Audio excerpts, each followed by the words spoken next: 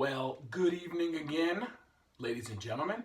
Thank you very, very much for joining me again on another episode of The Whiskey Coach. Tonight's episode number 86, is a probably highly anticipated episode for many of you, as this bourbon we're going to discuss tonight is, shall we say, trending. It is a buzzworthy bourbon. From Fred Minnick choosing it as his everyday bourbon of the year, 2018, to you folks that are on Instagram a ton, following bourbon accounts, it's everywhere. Ironically, for what it's worth, I don't do the Instagram bourbon thing much. I do the Facebook secondary market stuff.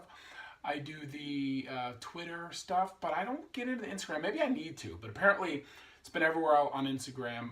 But social media in general, it's just been kind of a booming discussion point this year for many, many factors, most of them positive. So I'm very, very excited. I did pick up a couple of these. Old Ezra 7 barrel strength is the review of this evening. I did pick up a couple of these after I read the good things that I read and heard. So I'm extremely, extremely, extremely excited to discuss this one and taste this one with you all this evening. So thanks again for your attendance. By the way, speaking of attendance, we're pushing 1,200 subscribers. It had been a while since my last review until I just did the Jim Beam repeal batch a few minutes ago. But it had been a while, and folks keep jumping on board, and I just thank you very, very much for joining us and just being on this venture with us. So just wanted to mention that quickly. All right, so let's jump into the topic at hand. Like I said, Old Ezra, 7-year-old, barrel strength. This one comes in at 58.5% ABV or 117 proof. Quick. Oh, by the way, this is a Luxco product. Luxco, based out of St. Louis, has now built a distillery in Bardstown on the Bourbon Trail. They're still sourcing. This is a sourced product, probably from Heaven Hill, possibly from Barton. My money's on Heaven Hill. I read this is a 78% corn, 12% malted barley, 10% rye mash bill, which would definitely suggest Heaven Hill. But that is a little bit of speculation. Cool conspiracy theory on this. By the way, I wanted to mention, I think that's a very, very nice label. Simple but cool. I love the old font. Not much on the back, just the government warning, the name, the size, that kind of thing. But I really do like that old school font that they do on this bottle. Oh, so back to conspiracy theory. I'm gonna talk to you guys about that as I pour this, if you don't mind. As you know, and I think as we discussed, this guy has been discontinued, right? We talked about that. So notice this, charcoal filtered, right? A term that you don't hear a ton about in bourbon. Jack Daniels is kind of the notorious distiller that uses charcoal filtration. The Lincoln County process, we've all heard that, right? So, I talked about this being most likely Heaven Hill distillate. 7 years old, Heaven Hill bottled and bond. Again, if you forgot, 6 years old. They just recently discontinued this.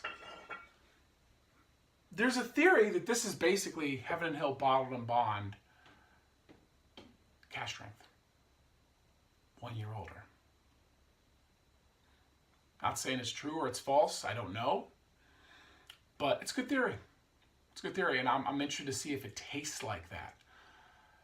And frankly, I don't quite know exactly what that would taste like. You know, a year can make a big difference in a spirit's maturation, and certainly barrel proof is gonna change the flavor profile quite immensely.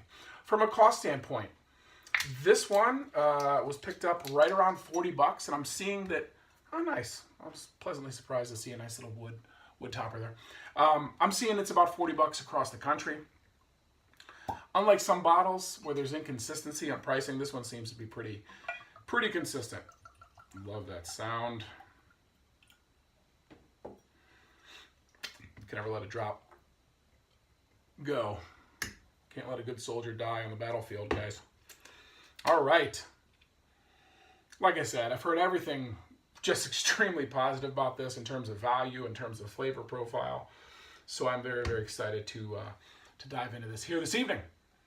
And the nose is great. Gosh, that is really good.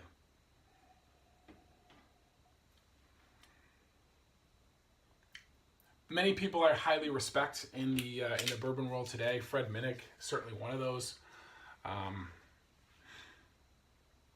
If he says it's an amazing everyday sipper, then I'm going to probably agree that it is, even without tasting it yet. And it smells fantabulous. It smells much more aged than 7 years. We'll see if it's consistent through the tasting process, through the finishing process, because oftentimes, we've talked about noses being not so good and tasting tremendous, and vice versa. So we'll be interested to see how this tastes. Yeah, I mean, just dark fruits, dark chocolates, burnt sugar, leather, all that you'd expect in a robust, high proof, mature bourbon.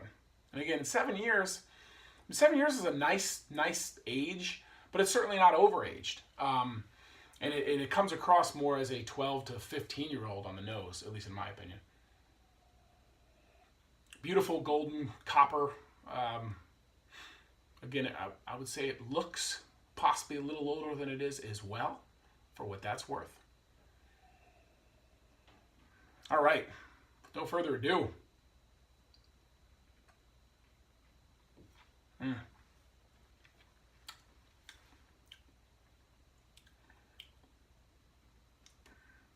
It's damn good.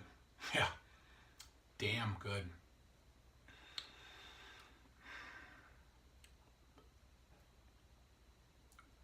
Next to no astringency for something that's 117 proof. That's hard to come by. That's an art. To be 7 years old and 117 proof and give me no burn,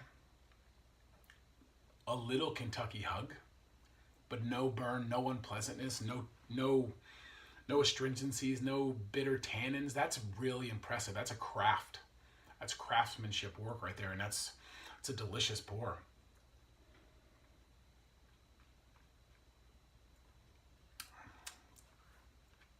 Cola, baking spice, cherries, maybe a little bit.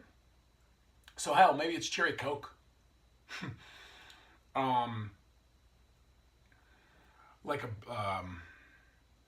almost like if you burn a brownie pan and you scrape off that stuff that's stuck to the pan, a little bit of that. Walnuts.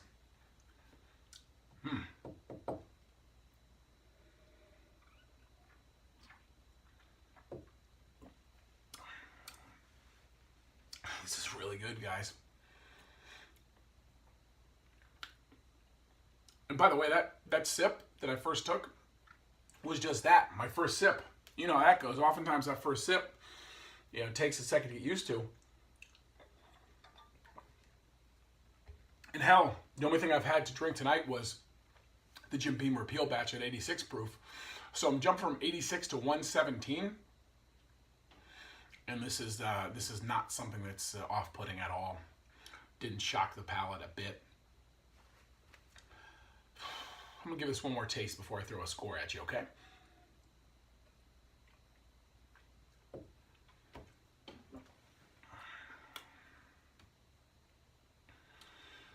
I mean, you know me, guys. I tend to score low just because there's always something bigger and better out there. But I'm going to give this 8.6. Yeah, it's a damn good pour. And if you're talking bang for your buck, yeah, it's high. It's high up there. I think this is something that would go very good gift for bourbon drinkers and newer bourbon drinkers, because this is something that really kind of just says bourbon through and through in terms of the flavor profile from front to end. Very delicious pour. Happy with that. Oftentimes you go into something with really high expectations and you're almost expecting the fall. This one met and I would say exceeded those expectations a little bit. So, yeah, guys, definitely this is a buy for me if you're on the fence and if you still see it available. I know here it was semi-allocated. It kind of came and went quickly after the buzz of Mr. Minnick's words hit the streets. So if you still have it available at your distributor, wherever you're buying your booze, I would say buy. So that's it, guys. Speaking of buy, I will see you all very soon. As always, until next time, glasses up.